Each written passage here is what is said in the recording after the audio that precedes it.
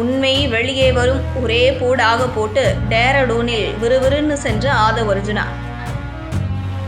News 10 Tamil நேயர்களுக்கு வணக்கம். சர்ச்சைக்குரிய பதிவை சமூக வலைதளத்தில் பதிவிட்டிருந்த நிலையில் அதை சென்னை உயர்நீதிமன்றம் கண்டித்திருக்கிறதே என்ற கேள்விக்கு நீதியை வெளியே கொண்டு வரும் பணிகளில் ஈடுபட்டிருக்கிறோம் என ஆதவ் அர்ஜுனா தெரிவித்துள்ளார்.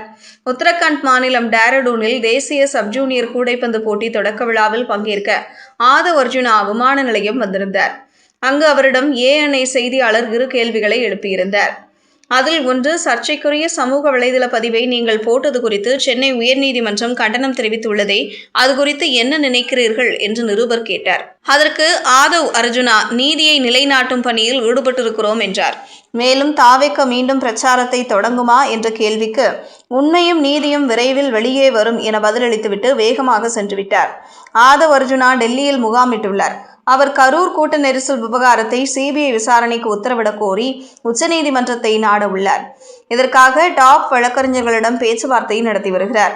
இந்த நிலையில் அவர் கரூர் சம்பவம் நடந்து 2 நாட்கள் கழித்து தனது சமூக வலைதளத்தில் சாலையில் நடந்து சென்றாலே தடியடி, சமூக வலைதளங்களில் கருத்து பதிவிட்டாலே கைது, இப்படி ஆளும் வர்க்கத்தின் அடிவருடிகளாக காவல்துறை மாறிப்போனால் மீட்சிக்கு இளைஞர்களின் புரட்சிதான் ஒரே வழி, அவர்களும் Gen Z தலைமுறையும் ஒன்றாய் கூடி அதிகாரத்திற்கு எதிரான புரட்சியை உருவாக்கி காட்டினார்களோ அதே போல இங்கும் இளைஞர்களின் எழுச்சி நிகழும்.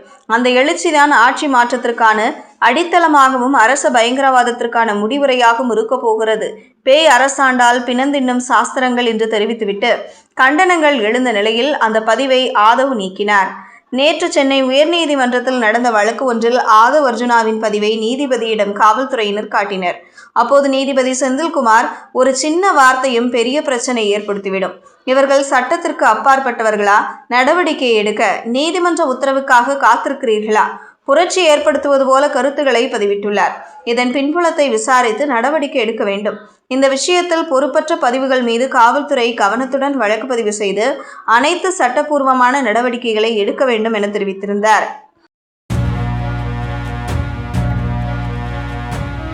செய்திகளை உடனுக்குடனும் துல்லியமாகவும் தெரிந்து கொள்ள நியூஸ் 10 தமிழ் சேனலை பின்தொடருங்கள்.